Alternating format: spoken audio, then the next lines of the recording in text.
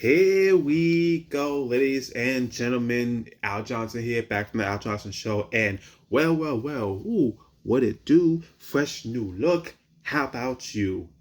Welcome back to the channel, everybody. Thank you all for watching. And for the first time in a long time, I figured, you know what? I'm gonna talk some wrestling. That's what I do. I'm gonna talk some wrestling. And the wrestling I want to talk about today is to talk about uh, my thoughts on the winners of the 2026 Royal Rumble match that happened last weekend in Saudi Arabia.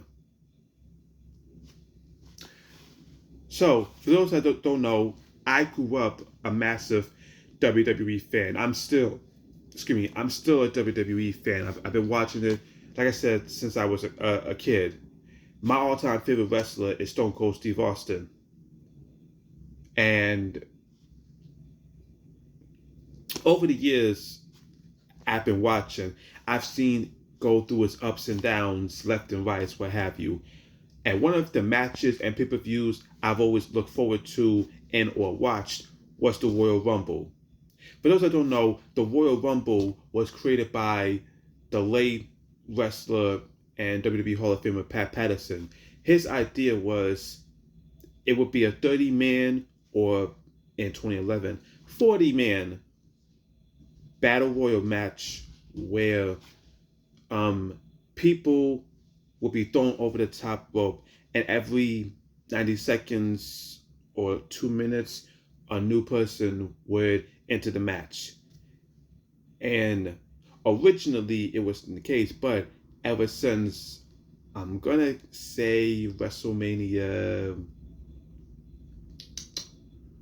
like 8 or 9 ish. Ever since that or those WrestleManias, whoever won the Royal Rumble would be guaranteed a World Championship match at WrestleMania. And for the first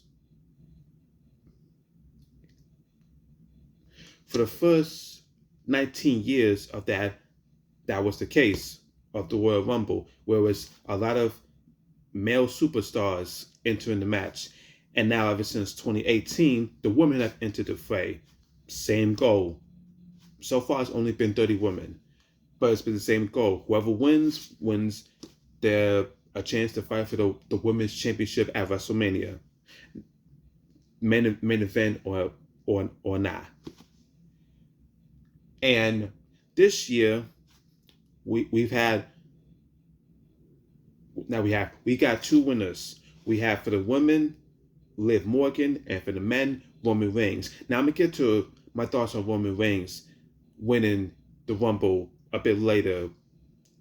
It'll be kind of juicy. But talking about Liv Morgan winning, Liv Morgan was, I would say, one of my two picks to win the Women's Royal Rumble. My second pick was Bianca Belair, who had won the Women's Rumble back in, I think, 2021. Is it 2020 or was it 2021? Yeah, I think it was 2021.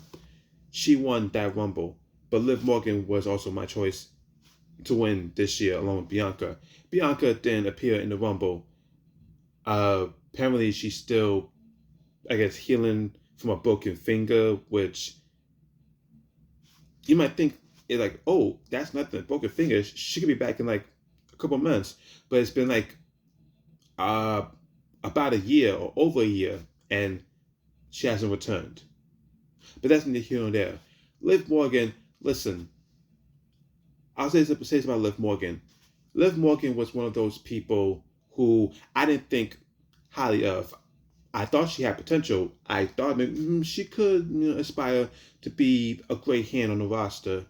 But I will say this decade, she has been showing out and has been shining amongst a sea of great women on the roster, especially the last, I would say, year or two. She's been shining, incredibly so. And her winning, I was fine with. I was super fine with, because this woman has been, apparently I heard, she was runner-up in Women's Rumble multiple times. She's been in the Women's Rumble since its inception, but never won one. And I believe she said beforehand it was now or never. She had to win this. And I'm glad she did.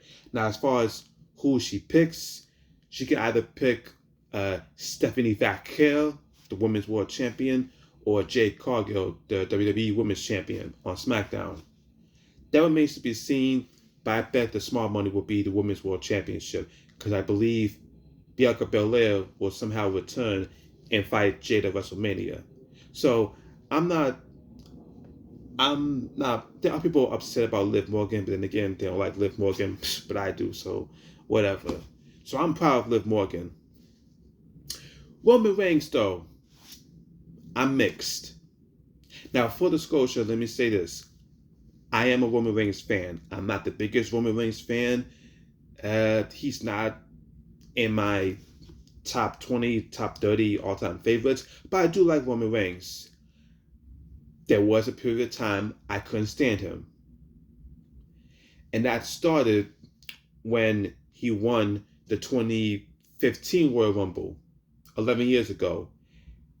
Ever since he won that Rumble, I have not been a fan of his. I've enjoyed his in-ring work as he's progressed throughout the years, but I could not stand his character, where he used to be the silent muscle of the Shield.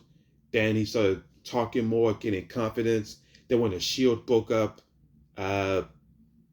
he still dressed like he was in the Shield. He still had music like he was still in the Shield. It was basically it was lack of character progression, and just the WWE basically forcing him to be the new Stone Cold, the new Rock, the new John Cena, which he is not any of those things. But WWE made it that way. However, during the pandemic, 6 years ago, he stepped away because he was still dealing with the fact that he had once again battled leukemia.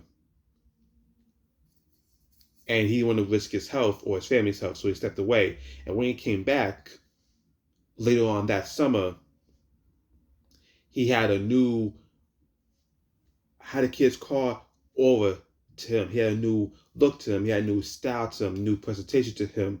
He called himself the Tribal Chief, and will always be like, put the ones in the air. I'm the one. I'm the Tribal Chief. I am the Michael Jordan of pro wrestling. He is not. But even then, as a Tribal Chief, I was like, okay, I can get with this.